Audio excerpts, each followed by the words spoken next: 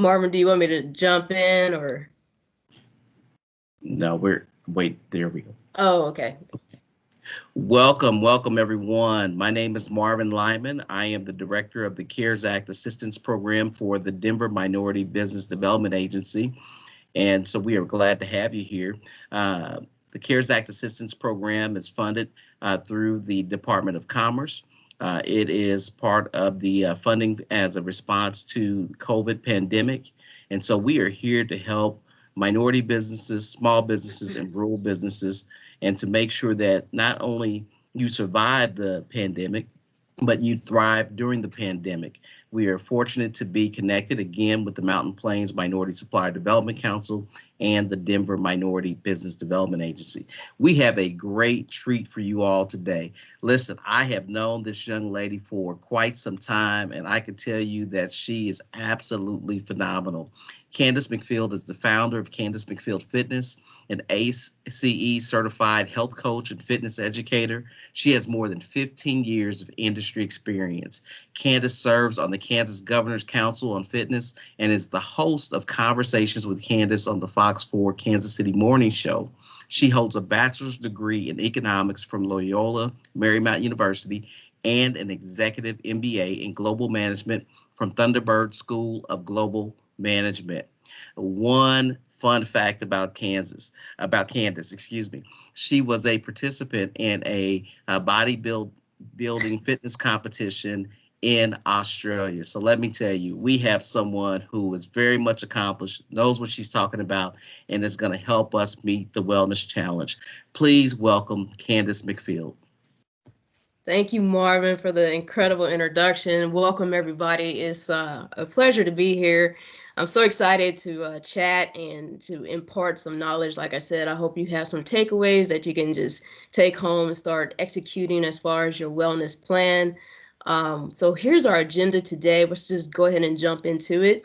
We're going to cover 4 different areas. The first is success is a double-edged sword. Then we're going to talk about how to embrace patience and not perfection regarding your wellness. Thirdly, mastering limiting factors. And the last area, collaborating to elevate. So for those that may have not missed it, that Marvin said there's an interactive worksheet I provided for this presentation.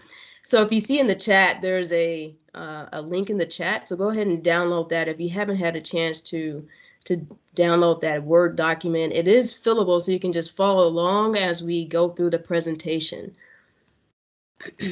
So let's get started. So the funny part is with success, right? We spend so much time in our careers and have demand after demand after demand, but there's that success is a double-edged sword, because for everything that one does, something else is sacrificed. For every road taken, another is left uncharted. It's the law of life. So it's funny because the life of an executive or industry leader, as you guys all are, it's a constant battle to stay on top professionally and personally. So we're going to talk about that more. So looking at the Mayo Clinic, they had this incredible study, right? So a study on executives and industry leaders, and here's what they found. They found that 90% struggle with work-life balance, and then 73% struggle with a sedentary lifestyle. Hence, about 40% of CEOs or industry leaders are obese. So what does that mean? That also means that most of you may experience less sleep. So it says that on average, CEOs average 6.7 hours less sleep per night, or they average 6.7 hours of sleep per night, which is 20% less than average workers. Work more hours, so work about 11.6 hours per day, which is 23% more than the average worker. And then finally, it may be different right now due to COVID, but when life resumes back to normal, the frequent travel typically is an issue. So there's more than 4+ days a month of spent traveling, which accelerates the aging, increases disease exposure, risk of stroke, and heart disease. So if you have that worksheet pulled out, if you don't have it, maybe just grab a piece of scratch paper. But as mentioned, it is in the chat. So what I want you to do right now is just think about what is your overall health and fitness goal? And then secondly, what is your overall biggest challenge? We want to take a quick survey. If you can drop it in the chat, like for instance, if your biggest wellness challenge is A, work-life balance, put A, B, sedentary lifestyle, put B, C, less sleep, D, more work hours, or E, frequent travel.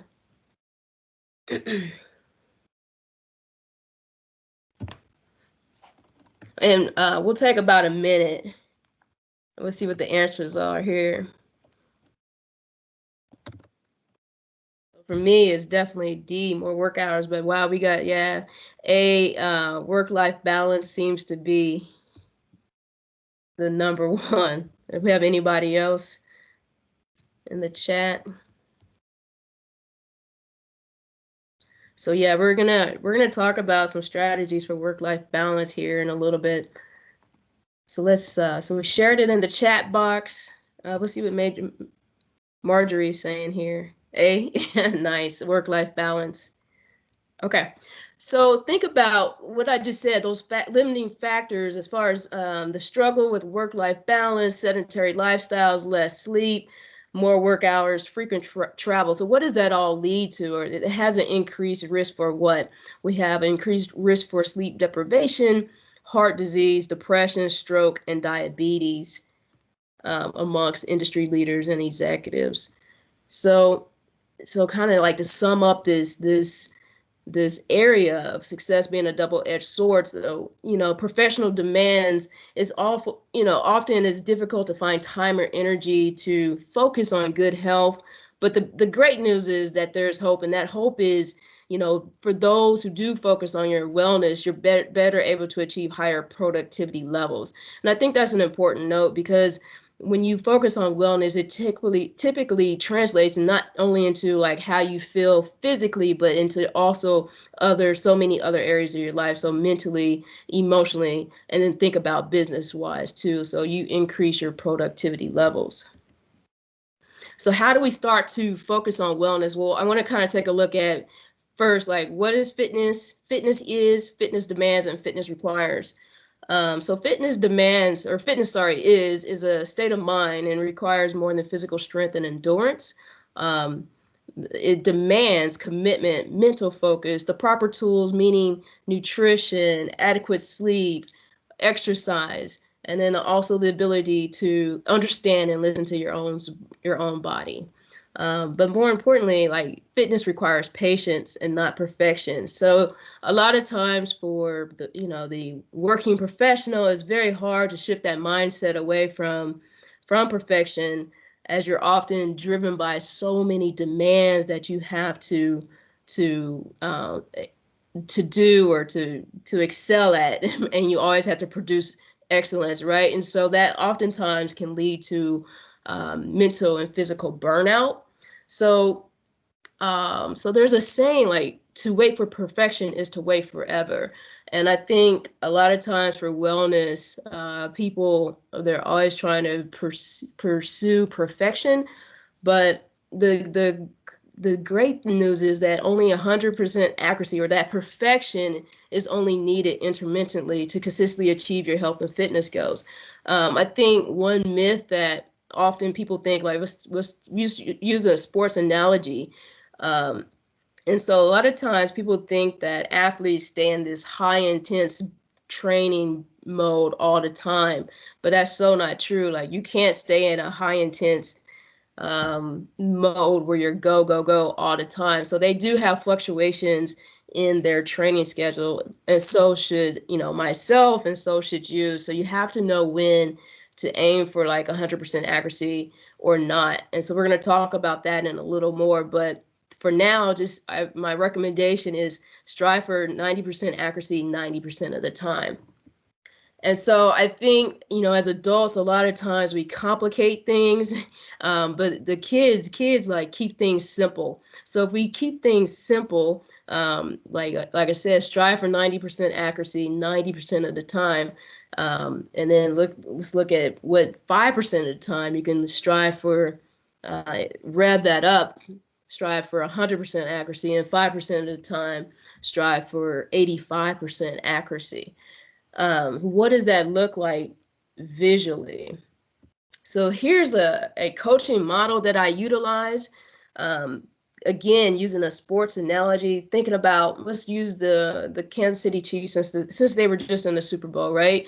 And using our sports analogy, like I said, even athletes can't stay in this perfection mode all the time, and I can't, you can't either. So it's kind of like this model I developed is like your preseason, your in season, your postseason, your off season. So preseason, you're kind of formulating, okay, what's my game plan? What do I want to do? What do I want to achieve? In season, you're taking action. You're going through the and executing whatever action items you need to execute. So your intensity is up a little bit.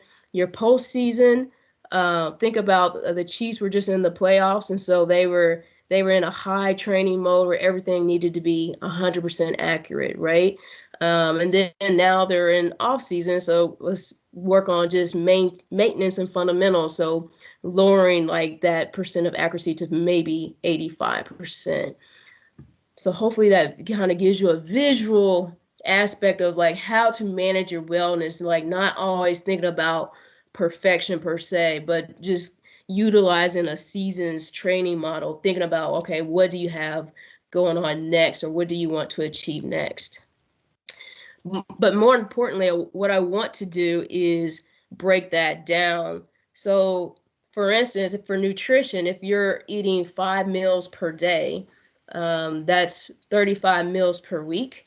So 90% accuracy equates 3 cheat meals per week, right? So that's 10% of 35.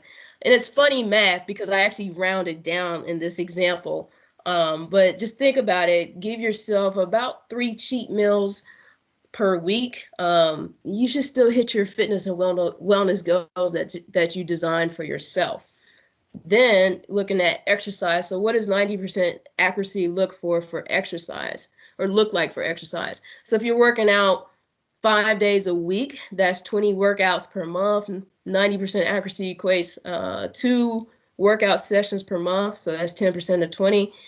So, during a month's time, okay, you got about 2 workout sessions that you can miss. And then lastly, let's look at that area for sleep. So if you're sleeping 7 hours per night, that's 49 hours of sleep per week. 90% accuracy equates up to about 5 hours of missed sleep per week. So that 10% of 49.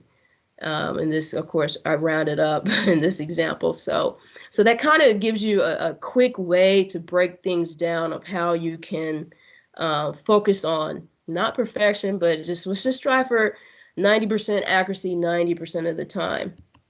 So what I want you to do now is think about, your own schedule, your own lives, how many times a day you do eat. I want you to calculate what you must do to achieve 90% accuracy in each critical area. So think about your nutrition, think about your workout sessions, and think about your sleep. And then go ahead and share those in the chat box, and we can kind of see what a consensus is. And we'll take a minute to time that out.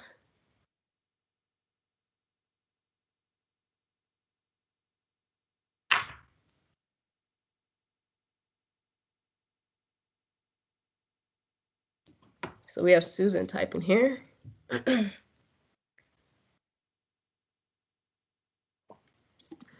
So Susan, you could do about 3 cheat meals, 7 7 workout sessions a month, and missing 7 hours of sleep per week. Good. Now, so take that, and so that's like your baseline, right? So now to start executing on those points. Anybody else? We have Marjorie typing in. I think Marvin's typing in.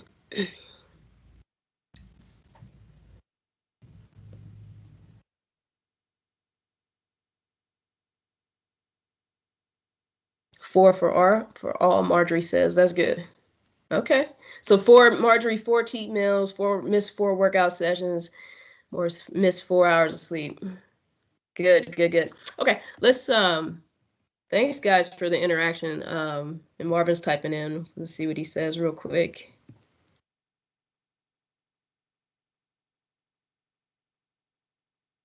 Yeah, so okay, he can have 4 cheat meals per week. I can miss 3 workout sessions.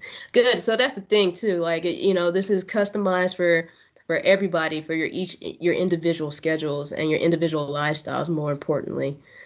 So let's take a look at the next slide here.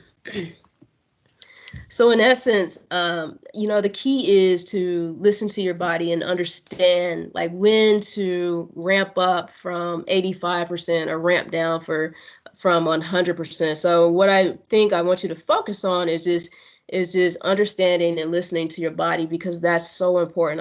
I talk to clients about that all the time. Like there's gonna be times when you can push yourself, and there's times you need to like listen to your body and like not push yourself as much. But more importantly, just keep thinking about, okay, what season are you in as far as training, like that preseason, that in season, that playoffs, or that off season.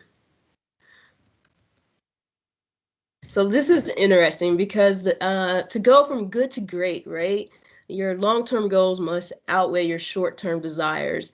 And that's one thing I like to preach and focus on, is for people to understand what's driving you, what are your long-term goals, so that what is that ultimate goal, and then importantly, what is that inner motivation? We don't have time today to go through the details of the inner motivation, but I really would love for you to think about that post this session. So looking at like your outcome goal on that right side of the presentation, right? I have this equation I always use, right? So if you have your outcome goals, and then if you can subtract out your limiting factors meaning, we're going to talk about that here in a second, but limiting factors meaning what's preventing you from achieving your outcome goals.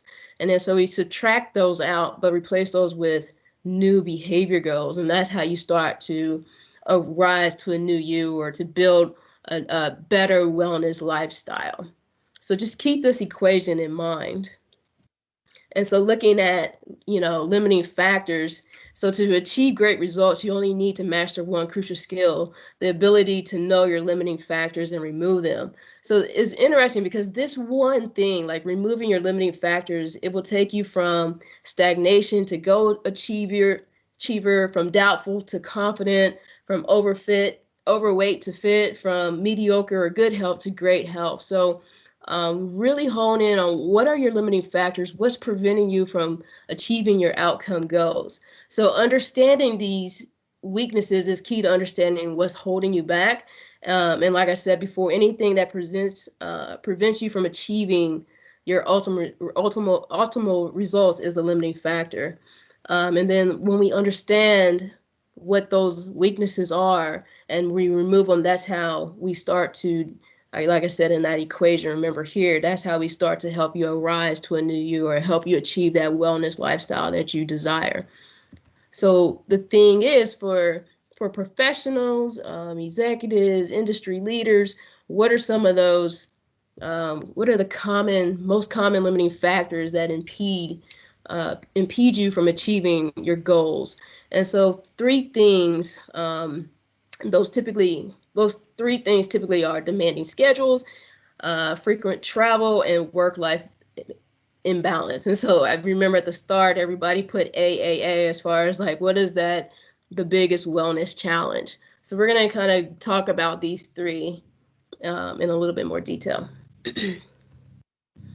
So the first one here, right? We have fitness, with the limiting factor for demanding schedule. So we have the challenge of fitness is your fitness regimen is one-dimensional.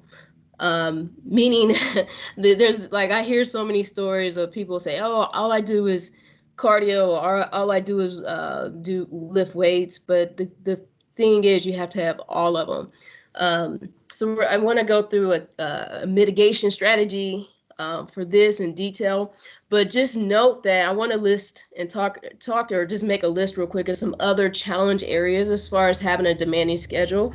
I have a white paper I wrote. I'll give you the link at the very end that this presentation is basically built around. The white paper is called Fitness in a Demanding World. But as far as demanding schedule, other limiting factors can include, and maybe this sounds familiar for your lifestyle. It says inconsistent workouts or unable to attend the gym regularly, inability to determine how to build fitness into your daily routine, unable to properly plan workouts, unable to navigate social professional functions, and lastly, like nutrition uncertainty due to the lack of understanding. So those are 5 other challenge areas, but let's look at this. Fitness regimen is one dimensional. So the mitigation strategy is you have to have customized programming targeting nutrition, exercise, and rest. And the benefit of that is that it provides a comprehensive plan to unlock optimal performance. So I created something called Candice McField University because I believe in that philosophy of not only giving somebody the fish, but actually teaching them how to fish, because I know if you have or understand the wellness principles behind health and wellness, then you're more apt to make it a lifestyle and that you can do this on your own. I think that's a mark and a sign of a good coach, is that, self-sufficiency, where you could do things, most basic things, on your own. So looking at this logo here, right? So I believe to unlock optimal performance, you have to have 4 main areas firing, like all these cylinders firing at the same time. Like some people will say, oh, it's 80% nutrition, 20% working out, but I believe that you have to have all of this. Like nutrition is 100% necessary, exercise is 100% necessary, sleep is 100% necessary. And then I utilize that genetics icon kind of as a personal transformation symbol, but also, as I mentioned earlier, I'm always talking about you have to start listening to and understanding your own body. So that icon represents that area as well. So my challenge for you, everybody, would be to start, if there's an area lacking in here, like how can you think about how you can do better in one of these areas. Like for instance, maybe you're not really focused on nutrition that much right now. So think about ways you can increase your nutritional habits and things like that, or improve them. So let's go on to that next limiting factor, that frequent travel. Like I know that with COVID, things are a little bit different. Excuse me. Things are a little bit different right now because we all have like a slower paced life, but we'll resume back to normal at some point. So the biggest challenge with working with people that I find is that people make poor food choices when dining out constantly. And then, so before I go into some strategies for that, so again, I'm looking at my white paper, just for you to note, like 2 other challenges that typically come with frequent travel include little or no fitness, exercise, little progress, and infrequent, inconsistent exercise. So, one second, let's take a look at the chat real quick. So Marvin, listening to my body has been key to avoiding injuries. Yeah, that's, Marvin, that's a very good point of listening to your body, like a great way to avoid injury and to avoid that. Remember, I talked about earlier, like people who stay in that high, crazy 100% accuracy mode all the time, you're very susceptible to injuries. And so that's why you have to listen to your body. When I don't listen to my body, I always strain or stress something. Yeah. Asia, my apologies, you had to drop off. Thanks so much, Asia, for attending. So let's get back to it here. Okay, so we talked about the 2 other limiting factors as far as frequent travel. And so here, like I said, the biggest challenge, I think, for a lot of people when traveling are the poor food choices and dining out. So the mitigation strategy is to have nutritional strategies when you're eating out on the go. And then the benefit is that it provides a set of nutritional guidelines while on travel or eating out. Um, Here we go. So what are some nutritional guidelines when you're on travel or eating out?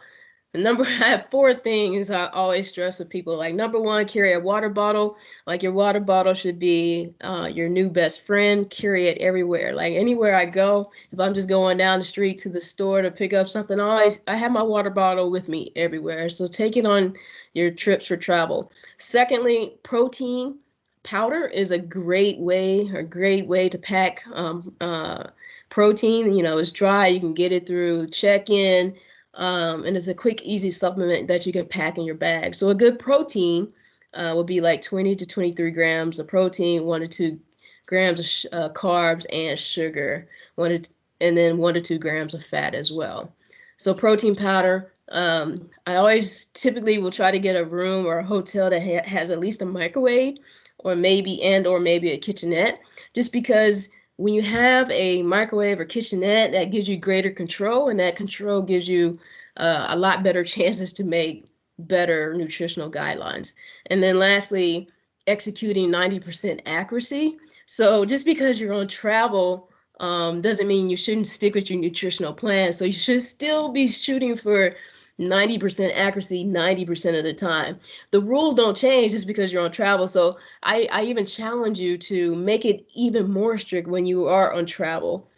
Save the cheat meals for home. And then also, like, what you could do is eat according to your nutritional plan. So for instance, like, say you need a meal with protein and veggies only, order, like, when you go to the restaurant, order a meal that has protein and veggies. So you stick to your plan, your nutritional plan. And then lastly, you can set a cheat meal limit. Like, if you are going to have like a cheat item or cheat meal while on travel, set a limit. Like, okay, I'll have one cheat meal while I'm on travel. Or better yet, like I said, maybe make it 0 cheat meals while you're on travel, and then have your cheat meals at home. I feel that, or my experience is that people who said it like that, where it's like 0 cheat while you're on travel for business, and I'm not saying for pleasure, like if you're on a trip with your family, that's a little different, but maybe for business, maybe 0 cheat meals while you're on travel for business.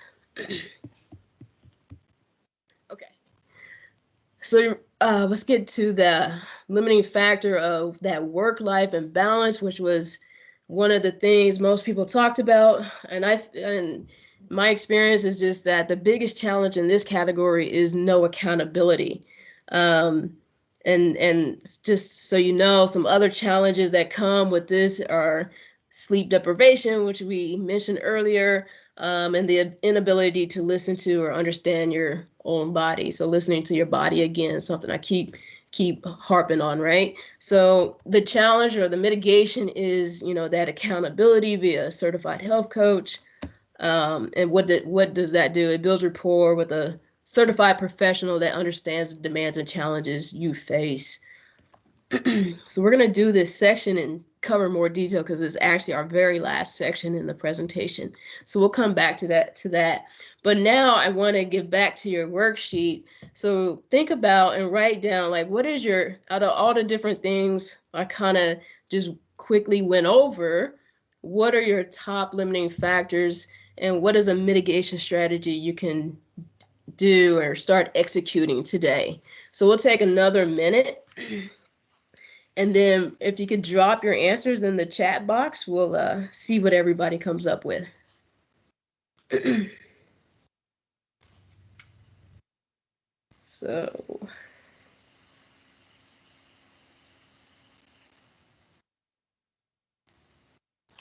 So Marvin says, the pandemic took me completely by surprise. I gained an additional 20 pounds over what was already too much weight for me to carry on my frame. This is great advice, especially for travel, because I would normally cheat on the road.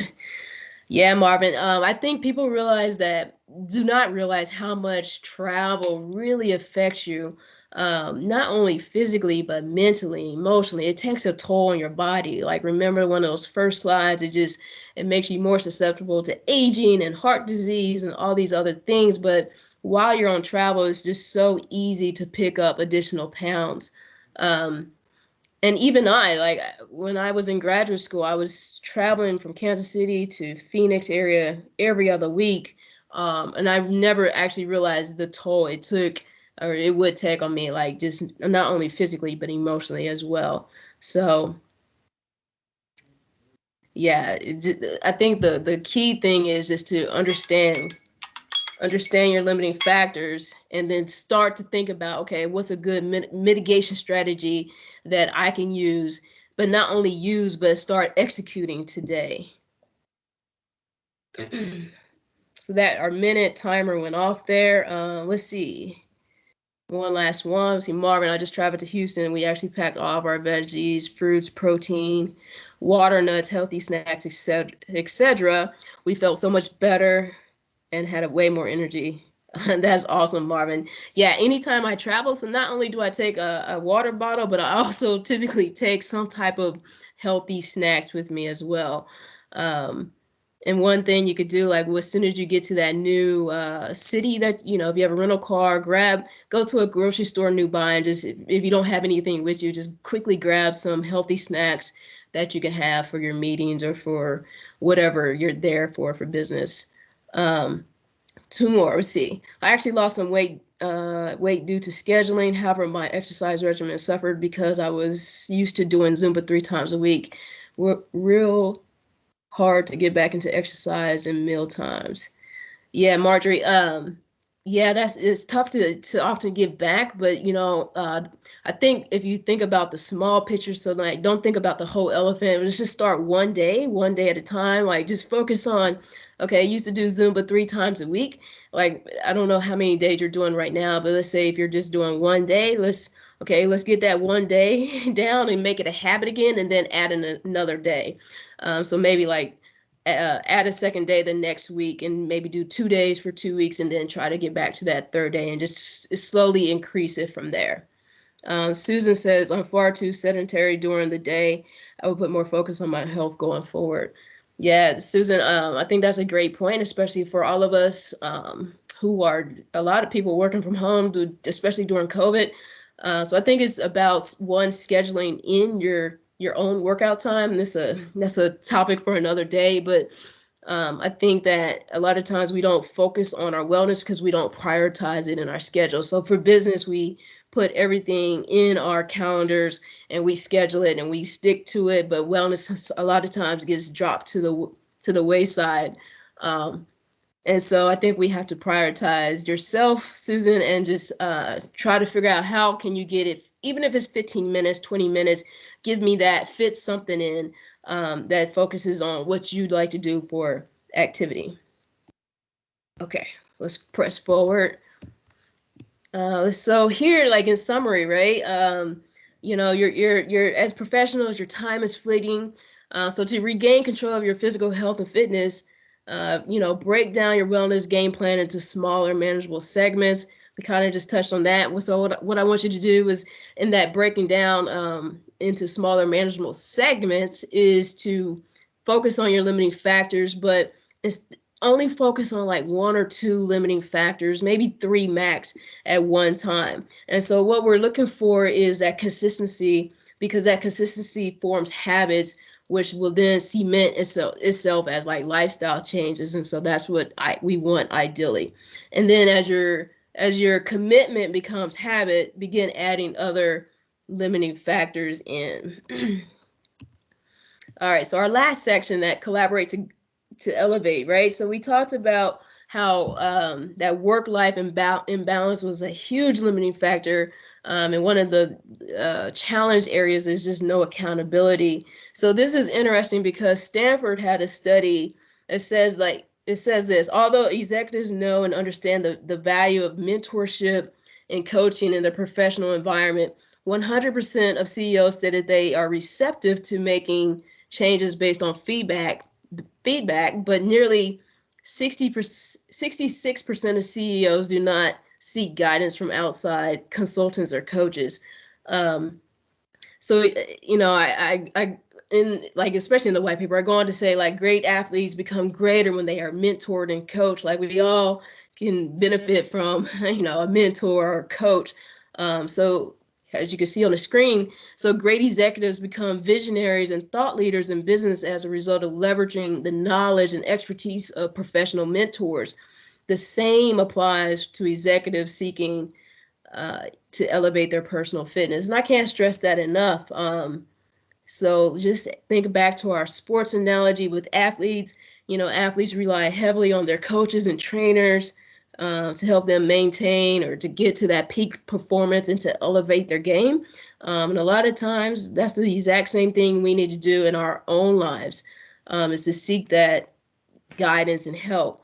Now, the industry, as far as wellness or fitness, is so saturated. And so I wanted to just go through the different professions and explain like what's the difference to help you to help you to make decisions if you decide to collaborate. So a personal trainer focuses on the physiological side of health, such as exercising, muscle growth, and weight loss. We have wellness specialists. They focus on lifestyle changes such as sleep and stress. And then you have health coaches who focus on the whole person by looking at a broader, more comprehensive views of one's life. So in essence, like looking more in detail for a health coach. So health coaches like primarily do four things. Like one, they'll listen to your needs and challenges. They empower you to adapt and sustain healthy lifestyles that will help prevent, mitigate, and even reverse chronic disease.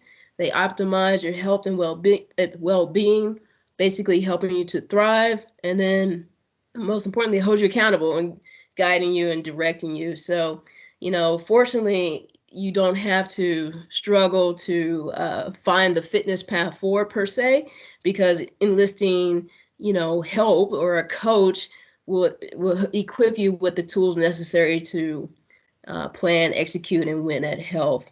And so lastly, here we go, is just remember, even Michael Jordan had a coach. So we all need a coach at times. And that concludes the former portion of the presentation here. The next is just a quick summary. Let's look at remember the four key areas we talked about. Success is a double-edged sword. So I want you to focus on your wellness, because you'll achieve not only physical fitness, enhance your physical fitness, but also productivity levels just in life, in your careers, etc.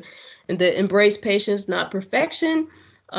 Keep it simple. Strive for 90% accuracy 90% of the time, but also remember that seasons coaching model we went through. So sometimes you can ramp down from 100% if you're at 100% trying to achieve like you're real close to your goal, but maybe so ramp down or ramp up from 85%. Sometimes 85%, you have a lot going on in life, and you could, you're just trying to maintain. So based upon what training season you're in is where you need to be as far as accuracy levels. But keep it simple. 90% of the time, strive for 90% of the accuracy. Mastering limiting factors. Like I said, the key takeaway, focus on 1 to 2 limiting factors, maybe 3 max, and just remember to so you're breaking things down into smaller, manageable segments. And then lastly, collaborate. So if you need help, enlist a health coach to help you equip you with the tools necessary you'll need to think about all those wellness areas of nutrition, strength training, or exercise, sleep, listening to your body, helping you to listen to your body. And I can't stress that enough. So my next steps and action items for you. So like I said, the presentation is based upon a white paper I did write called Fitness in a Demanding World. It is helping executives meet the challenge of achieving and maintaining improved health and wellness. You can download the white paper if you just go to, I'll put it in the chat box as well, but you can just go to CandiceMcField.com/white paper, and you can download it there. It's just, it'll just ask you for your first name, last name, and email address. It's just basically a quarterly, you're sign up for like my quarterly newsletter, and that's it. but you'll get the full white paper, and it has the, like today we only kind of covered one of the challenge areas for those three main challenge or three limiting factors. So to have the other challenge areas in there as well, and some mitigation strategies that you can use. Which brings me to my second action item. So after you download the white paper and have a chance to read that in more detail, I want you to go back to the worksheet you're doing today, review that and complete your worksheet in more detail, thinking about, okay, other limiting factors that you may have, and then what are some mitigation strategies that you can use to implement or start executing. And so number three, execute, right? Execute a mitigation strategy. So something that you can start doing today, and then to help you remove like those top 1 to 2 or maybe 3 limiting factors. And I will pause there and then open it up for questions and answers. Well, Candace, first let me say thank you so much. You have given us a wealth of information. Uh, you can open your mic if you have a question for Candace, or if you would like to type in the chat, feel free to type it there. But just a wealth of information. I was thinking about, you said begin to execute a mitigation strategy, and it made me think about my quest to get back to fitness. Yep. So in going up my stairs, I realized that I was out of breath. And I'm like, man, I just went up one flight of stairs and I'm out of breath. This is horrible. And I took a look at myself. I said, oh my gosh, what happened? But again, kind of like what Susan was referring to, but sitting in front of this computer, in this COVID situation, I mean, I just was just eating all the time, working, eating, no movement, just, sedentary lifestyle, no exercise whatsoever. My only exercise was going up the stairs every now and again. And so when I went up the stairs and realized, I was like, man, I'm out of breath. I was like, hey, I got to do something. So what I started doing was just making more trips up and down the stairs, even if I didn't have to go upstairs. And then the other thing I started doing was to walk around the block, just midday, just take a walk, and it was good for me mentally as well. So just some simple things that kind of got me on the way to better health. Still got a ways to go, but getting there. Yeah, and that's the main thing. Like you started with a small activity and you built upon it. And I really love the fact that it was, okay, let me just go up and down my stairs more at first. And then you started doing some walks in midday. So I think it's about people finding like whatever works for you, because again, we're trying to make this a lifestyle and we're trying to make great habits so it can be a lifestyle. So you don't want to do something that's not going to be feasible for you to do long term. So start small and just add to it. I answered one of the questions in the chat. So we were talking about, hey, just take it one day at a time. But I think it is about finding small activities that you like to do and just start there and let's grow it. So good job, Marvin. Just keep at it. What other questions? Any other questions anybody have? I just wanted to talk about, you talked about accountability and that type of thing. My issue is I don't eat in the mornings and stuff. And by the time I look around and it's later on and I'm late eating, and that's not a good thing. But accountability, what is your opinion with some of these, like Weight Watchers and Noom and all these other things for an accountability type thing? Because like I said, if we're working by ourselves and we're working here, there's no one to be accountable to. When I was going to Zumba classes, then if I didn't show up naturally, then my Zumba coach would know where you been, what you're doing. You understand what I'm trying to say? So I'm just saying, what is your as opposed to finding that coach or whatever, what is your opinion with those with those types of things that are out there? People go with the where you buy your food and that type of thing, or is it just something you should just do on your own? Well, I think it's going to be individual. Like, some people, it'll work well, like Weight Watchers or something may work well, or Noom may work well for some people that may not work well. I think it's more about you kind of taking a look at, your your personality and what would work best for you. So like maybe if you're the type of, you mentioned Zumba, like you having that accountability through a person would be better. So that's how it kind of sounds just from like the brief description. So maybe like working with somebody would be a better fit for you. So I mean, I don't think they're bad, or I'm not opposed to them or anything like that. I just think it's more about people taking a look at, okay, this is who I am, this is my personality. For instance, like, you know, if you're type A personality and you can take a game plan and run with it, maybe, you know, just having like a coach that can put together your game plan and meet with you like once a week or something like that could definitely work. But then there's other people on the other extreme where you know, they need that their handheld per se, and the accountability like in person. So I would love to answer your question, and but I, you know, I think you just had Marjorie. You just kind of have to figure out what's best for Marjorie, and then go from there. Hopefully that makes sense. Yeah, it does. It's just for me, like I said, my thing was I like getting dressed and going. You know, Yeah. that interaction. And like I said, with COVID and everything else, like I said, the classes and things they're not conducive for me as Mm-hmm. far as everybody in the room. I know they got a mask, but it's not enough for me. And I think Right. that was my motivation that kept me going. Right. And that's what kept me right on target. And by not having that, then I missed some things. But yeah, I was just curious. Thank you. Yeah, you're welcome. Are there any other questions?